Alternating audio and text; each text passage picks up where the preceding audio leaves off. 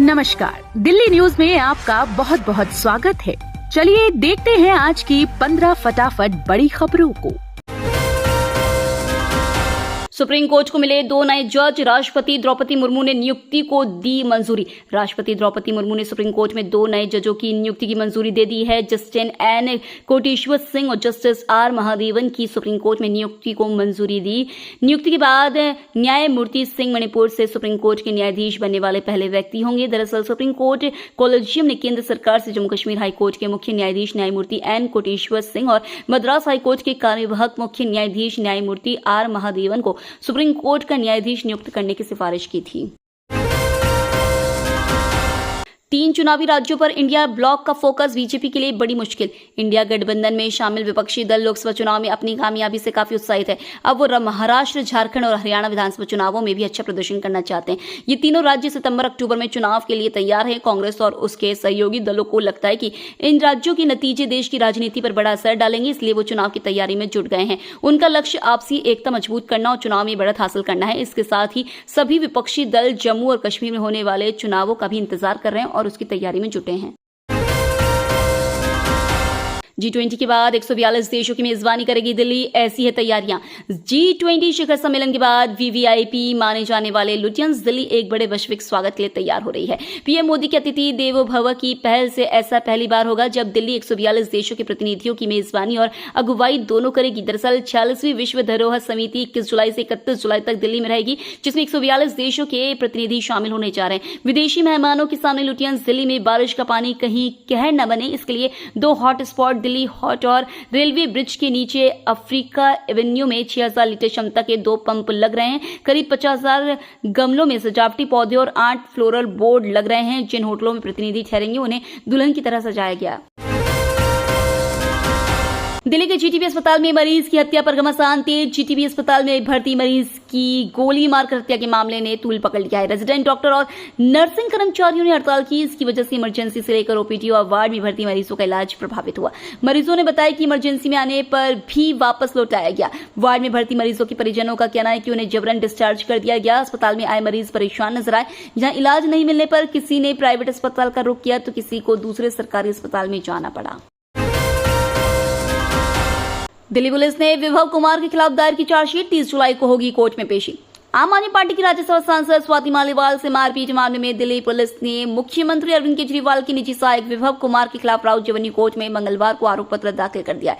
इस दौरान विभव कुमार वीडियो कॉन्फ्रेंसिंग के माध्यम से अदालत के समक्ष पेश हुए। अदालत ने आरोप पत्र पर विभव कुमार के विरुद्ध समन जारी किया और दिल्ली पुलिस को निर्देश दिया कि विभव कुमार को 30 जुलाई को पेश किया जाए। इस हाई प्रोफाइल मामले में त्वरित जांच कर पुलिस 60 दिन के अंदर आरोप पत्र तैयार करने में कामयाब रही है। दिल्ली शराब घोटाले में आरोपी के कविता की बिगड़ी तबीयत, तिहाड़ से लाकर अस्पताल में कराया भर्ती।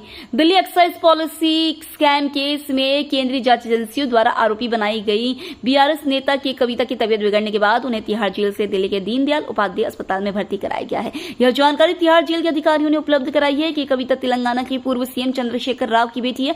दिल्ली आबकारी नीति मामले में के कविता जेल संख्या 6 में बंद है। बीआरएस नेता को तेज बुखार की शिकायत पर अस्पताल ले जाया गया है, जहां डॉक्टरों की निगरानी में उनका इलाज चल रहा है।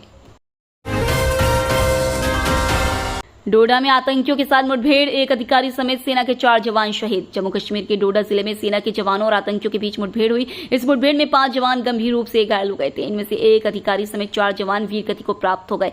चारों की अस्पताल में इलाज के दौरान मौत हो गई। इलाके में सेना के जवानों का सर्च ऑपरेशन जारी है। भारतीय सेना डोडा के जंगलों में सर्च ऑपरेशन चलाने के लिए एक हेलीकॉप्टर का उपयोग कर रही है। बता दें कि आतंकवादी संगठन कश्मीर टाइगर्स ने इस हमले की जिम्मेदारी ली है। यह संगठन जैश ए मोहम्मद का ही ऑफ शूट है, जिसने हाल ही में कठुआ में सेना के काफिले पर हुए हमले की जिम्मेदारी ली थी। दिल्ली में जेपी नड्डा और डिप्टी सीएम केशव प्रसाद मौर्य के बीच 1 घंटे चली बैठक। उत्तर प्रदेश के डिप्टी सीएम केशव प्रसाद मौर्य बुधवार को दिल्ली पहुंचे। दिल्ली में भाजपा अध्यक्ष जेपी नड्डा और उत्तर प्रदेश के डिप्टी सीएम केशव प्रसाद मौर्य के बीच करीब 1 घंटे की मुलाकात हुई। उत्तर प्रदेश में आगामी विधानसभा उपचुनाव को लेकर दोनों नेताओं के बीच विस्तार से चर्चा हुई है। 1 घंटे चली बैठक में जेपी नड्डा और केशव प्रसाद मौर्य के बीच सरकार और संगठन के तालमेल को लेकर भी बातचीत हुई। उत्तर प्रदेश के आगामी विधानसभा उपचुनाव में बीजेपी बेहतर प्रदर्शन करे, इसको लेकर भी दोनों नेताओं के बीच चुनावी रणनीति पर बातचीत हुई। मनी लॉन्ड्रिंग मामले में ईडी की बड़ी कार्रवाई, दिल्ली, पंजाब और मध्य प्रदेश में छापेमारी जारी। मनी लॉन्ड्रिंग के मामले में प्रवर्तन निदेशालय की टीम ने पंजाब, दिल्ली और मध्य प्रदेश के अलग अलग ठिकानों पर छापेमारी की है। ओएसिस ग्रुप ऑफ कंपनी से जुड़े मालब्रोस इंटरनेशनल प्राइवेट लिमिटेड के 7 अलग ठिकानों पर सर्च ऑपरेशन चल रहा है। कंपनी पर आरोप है कि फिरोजपुर की इसकी यूनिट इंडस्ट्रियल वेस्ट को बोलवेल के लिए जरिए वापस जमीन में डाल रही थी, जिससे मिट्टी और ग्राउंड वाटर प्रदूषित हो रहा था। करीब 4 किलोमीटर के दायरे में जमीन के भीतर का पानी प्रदूषित हो गया। इस मामले को संसद भवन के 0 आवर में उठाया गया था। युवाओं को विदेश में नौकरी का सपना दिखाकर देते थे बेच, एनआईए ने तस्करों को किया गिरफ्तार। लाओस और अन्य दक्षिण पूर्व एशियाई देशों से संबंधित मानव तस्करी और साइबर धोखाधड़ी मामले में अपनी कार्रवाई जारी रखते हुए राष्ट्रीय जांच एजेंसी ने दिल्ली से 4 प्रमुख आरोपियों को गिरफ्तार किया है। आरोपियों की पहचान दिल्ली के मंजूर आलम उर्फ गुड्डू, साहिल, बहादुरगढ़ के आशीष उर्फ अखिल और सीवान के पवन यादव उर्फ अफरोज उर्फ अफजल के रूप में हुई है। वे आकर्षक नौकरियों की पेशकश के बहाने भारतीय युवाओं को लुभाने और विदेशी देशों में तस्करी करने वाले संगठित तस्करी सिंडिकेट का हिस्सा है। राम मंदिर उद्घाटन पर सवाल उठाने वाले शंकराचार्य बोले, पीएम कोई गलती करेंगे तो हम उन्हें भी टोकेंगे।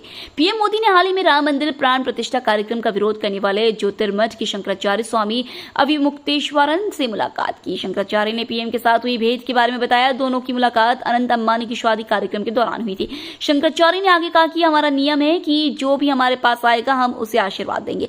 नरेंद्र मोदी जी हमारे दुश्मन नहीं है, हम उनके शुभचिंतक हैं और हमेशा उनके कल्याण की बात करते हैं। अगर वह कोई गलती करते हैं तो हम उन्हें टोकते हुए यह भी बताते हैं। दिल्ली में 2 दिन निकलेगा मुहर्रम का जुलूस, ट्रैफिक पुलिस ने जारी की एडवाइजरी। दिल्ली पुलिस ने आज और कल मुहर्रम के अवसर पर शहर भर में निकाले जाने वाले ताजिए जुलूसों को देखते हुए ट्रैफिक एडवाइजरी जारी की है, ताकि लोगों को आने जाने में किसी प्रकार की परेशानी का सामना न करना पड़े। मुहर्रम के दिन ताजिया जुलूस को ध्यान में रखते हुए पुलिस ने ट्रैफिक एडवाइजरी जारी कर सभी से उसका पालन करने को कहा है। दिल्ली पुलिस ने लोगों से अपील की है कि वो आज और कल ट्रैफिक गाइडलाइन के हिसाब से अपने सफर का प्लान बनाए। हिंडन नहर में डूब रहे युवक को सेवानिवृत्त नेवी के कमांडो ने बचाया। इंदिरापुरम कोतवाली क्षेत्र में हिंडन नहर में युवक को डूबता देखकर नेवी से सेवानिवृत्त मरीन कमांडो ने कूदकर बचा लिया। पुलिस मामले की जांच में जुटी है। लोगों ने उनकी सराहना की। इंदिरापुरम कोतवाली क्षेत्र के अभेखंड में हिंडन नहर में एक युवक डूब गया। नहर के आसपास काफी भीड़ लगी थी, लोग वीडियो बना रहे थे। जलकुंभी के बीच युवक फंसा था। युवक का पिता मदद की गुहार लगा रहा था। मेहरौली बदरपुर रोड पर अनियंत्रित होकर पेड़ से टकराई कार, हादसे में 2 की मौत।